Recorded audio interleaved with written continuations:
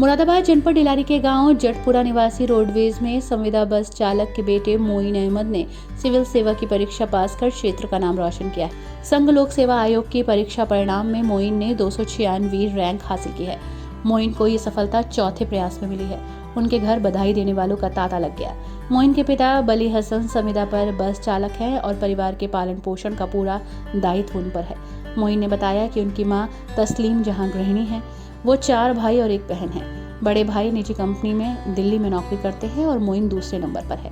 उन्होंने बताया कि उनके पापा के पास जमीन नहीं है। दादा के नाम जो जमीन है उससे मिलने वाली धनराशि परिवार की अन्य जिम्मेदारियों को पूरा करने में खर्च हो जाती है। परिवार में तमाम आर्थिक समस्याएं हैं, लेकिन उन्हें कभी इन परिस्थितियों से डर नहीं लगा। अभी हाल ही में घोषित सिविल सर्विसेज 2022 का जो फाइनल रिजल्ट आया है उसमें मेरी 296वीं रैंक आई है। मैंने अपनी प्राथमिक शिक्षा कक्षा 8 तक तक्षशिला शिशु बाटिका स्कूल जलालपुर खालसा से प्राप्त की है। 10th मैंने SSM इंटर कॉलेज अपने गांव से ही किया है। उसके बाद 12th की शिक्षा भी मैंने RS इंटर कॉलेज जटपुरा से ही प्राप्त की।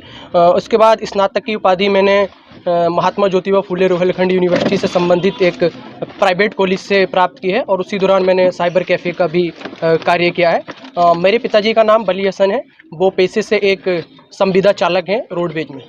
अच्छा सर, जैसे आपने ये मैं एक छोटे से क्षेत्र से आता हूं, तो सबसे पहले तो मैं यही सजेशन देना चाहता हूं कि अपने सपनों को बड़ा करें। ज़रूरी नहीं कि आप वो चीज़ नहीं कर सकते जो दूसरों ने नहीं की है। शायद मैं अपने गांव से, अपने क्षेत्र से पहला व्यक्ति होऊंगा क्योंकि मैंने उस लेवल का सोचा। तो सबसे पहले तो ये है कि आप अपनी सोच बड़ी कीजिएगा।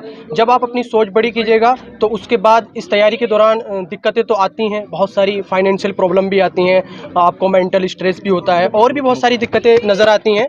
तो जिसके लिए सबसे बेहतर ये रहेगा, शुरुआती स्तर पे आप अगर एकेडमिक लेवल पे देखें, यानी कि जो एग्ज़ाम करने के लिए ज़रूरी है, जो किताबें हैं या नोट्स हैं, तो उसमें आप बेसिक अच्छा कीजिएगा।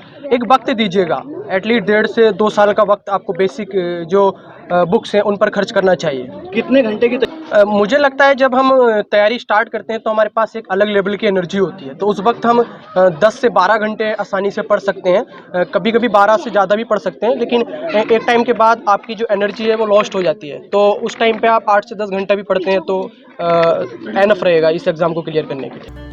मोइन ने बताया कि जब वो BSc की पढ़ाई कर रहे थे तो करियर के बारे में सोचा करते थे। आसपास की समस्याओं को देखते हुए मन में सिविल सर्विस में जाने का विचार आया, लेकिन जब कोचिंग के बारे में सोचा तो आर्थिक समस्याएं सामने आ गईं।